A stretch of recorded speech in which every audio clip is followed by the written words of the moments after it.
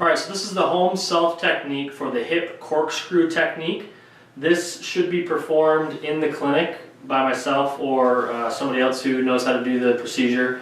And this is, if it's effective in the clinic, then this is basically the technique that you want to utilize at home to get some good carryover.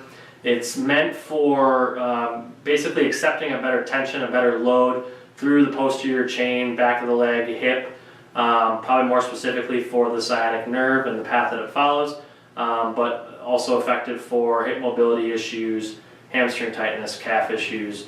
But again, this technique should only be performed at home if the technique that was performed manually or hands-on wise in the clinic was effective. Okay, what you're going to do, you're going to find a chair or a similar height, and you're going to get your leg up and knee straight as much as you can, and then you want to make basically an upside down C, or form basically a groove with your hands to where you can get up into the hip socket on top and apply a gentle force basically down and slightly back through that hip, almost like you're trying to push the hip out and backwards through the socket.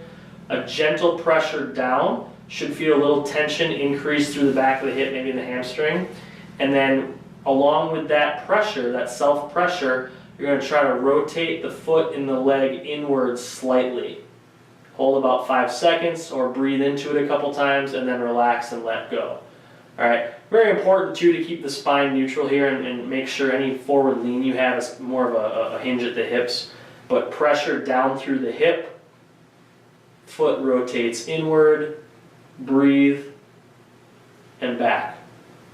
Very important that you don't push through pain, especially if you have sciatica or other nerve-related symptoms. You're not flaring those symptoms up too much and elevating the threat to your body.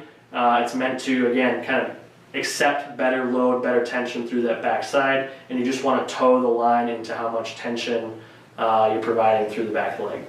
Thank you.